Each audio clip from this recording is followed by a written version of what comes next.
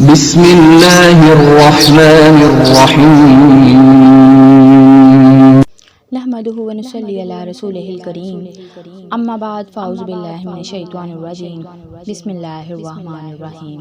ایک مرتبہ حضرت شیخ عبد القادر جیلانی رحمۃ اللہ علیہ نے فرمایا، میں حسینی ہوں اور میرا مقام مخدع کہ کوئی شخص میرے مقام کو جانچ نہیں سکتا۔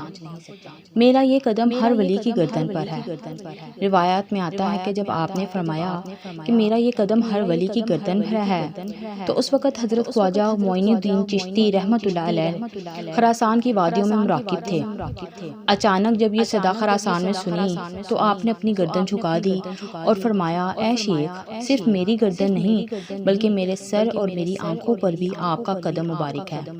غوث اعظم شیخ عبد القادر جیلانی رحمۃ اللہ علیہ بغداد کی سرزمین پر ہزاروں کے مجمع سے واعظ فرما رہے تھے کہ دوران خطاب آپ نے اچانک لوگوں سے خطاب منقطع فرما دیا اور آسمان کی طرف متوجہ ہو کر کھڑے ہو گئے اور فرمانے لگے، اے خضر علیہ السلام، رک جائیے اور خضر محمدی صلی اللہ علیہ وآلہ وسلم کی بات سن کر جائیے۔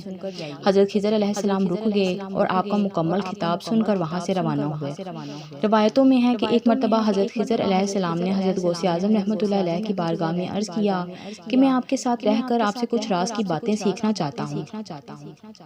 اس پر حضرت پیران پیر نے فرمایا، اے خضر، میں آپ کو وہی جواب دیتا ہوں جو آپ نے حضرت موسیٰ علیہ السلام کو دیا تھا کہ آپ میری صحبت میں صبر کے ساتھ نہیں رہ سکتے کیونکہ آپ خضر اسرائیل ہیں اور میں خضر محمدی صلی اللہ علیہ وآلہ وسلم۔ حضرت شیخ بہاؤالدین نقشبند رحمۃ اللہ علیہ کو بہت خواہش تھی کہ اللہ تعالیٰ کا اسم پاک ان کے قلب پر نقش ہو جائے اور اس کی خاطر انہوں نے بہت مجاہدے اور ریاستیں کی لیکن کچھ نہ ہوا۔ تب آپ حضرت غوث اعظم رحمۃ اللہ علیہ کی بارگاہ میں حاضر ہوئے اور عرض کیا کہ میں چاہتا ہوں کہ اللہ تعالیٰ کا اسم میرے قلب پر نقش ہو جائے۔ حضرت غوث اعظم رحمۃ اللہ علیہ نے اپنا پنجہ مبارک حضرت خواجہ بہاؤالدین کے دل پر رکھا اور اسی وقت ان کے دل پر اللہ تعالیٰ کا نام نقش ہو گیا۔ اس کے بعد ہی آپ نقش بند ہو گئے۔ ایک دن حضرت خواجہ شہاب الدین سہروردی رحمۃ اللہ علیہ کو ان کے چچا حضرت پیران پیر کی بارگاہ میں لے کر حاضر ہوئے اور کہنے لگے کہ شہاب الدین نے علم ظاہر حاصل کر لیا ہے، آپ اسے علم باطن بھی عطا فرما دیں۔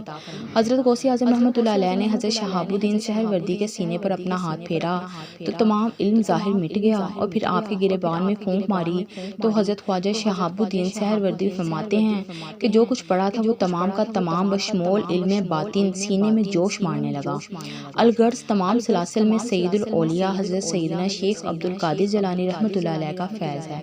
جس طرح اللہ تعالیٰ نے حضرت اکرم صلی اللہ علیہ وآلہ وسلم کو تمام انبیاء کرام کا سردار بنایا ہے، اسی طرح حضرت غوث پاک کو حضور صلی اللہ علیہ وآلہ وسلم کے طفیل اور نسبت سے تمام اولیاء کا سردار بنایا۔